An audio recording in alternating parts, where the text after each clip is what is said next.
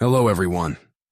Today we're tackling a subject that might make you a little self-conscious, but is incredibly important for our social interactions and overall well-being.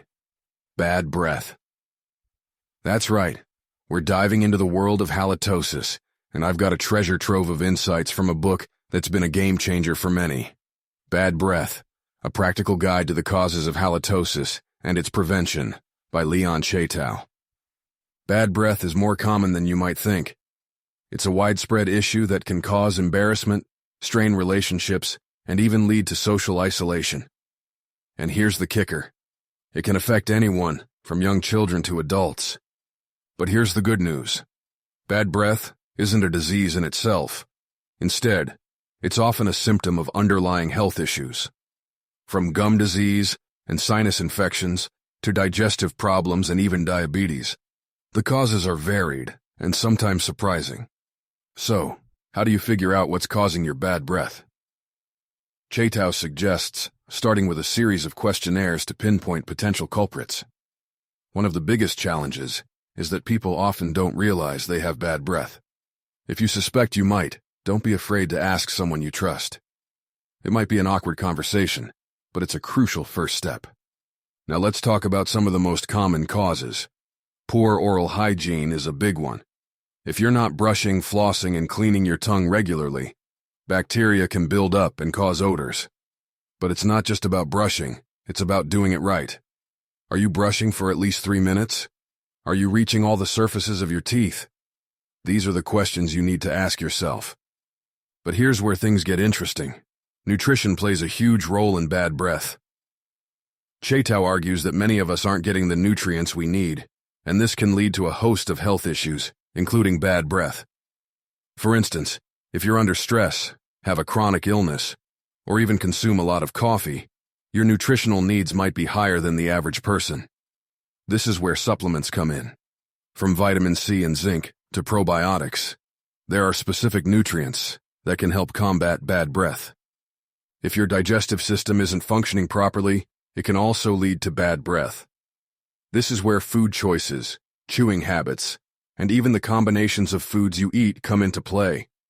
For example, did you know that eating fruit after a meal can cause indigestion? Or that drinking liquids with meals can dilute digestive enzymes? These are the kind of insights that can make a big difference. And let's not overlook the importance of lifestyle. Regular exercise, stress management, and even the way you breathe can impact your breath. Mouth breathing, for instance, can dry out your mouth and lead to bad breath. So, if you're a snorer or have allergies, you might want to pay extra attention to this. Now, if you're looking for some quick fixes, Chaitow offers a range of natural remedies. From chlorophyll drinks and clove mouthwashes to chewing fennel seeds and parsley leaves, there are plenty of options to freshen your breath on the go. But remember, these are just temporary solutions. The real key is addressing the underlying causes. For those interested in more alternative approaches, Chaitow also delves into homeopathic and herbal remedies. From Nux vomica for indigestion to arnica for mouth injuries, there are remedies for a variety of issues.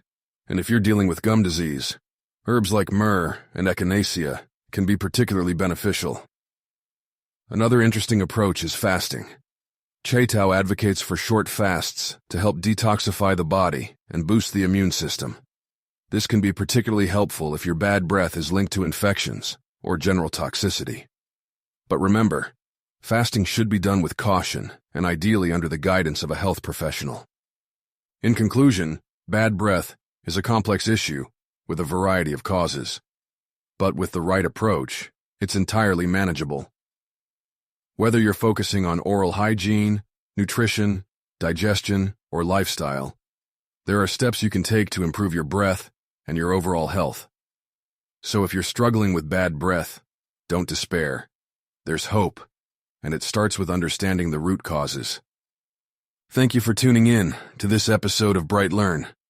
I hope you found it as enlightening as I did. If you have any questions or want to share your own experiences, feel free to reach out.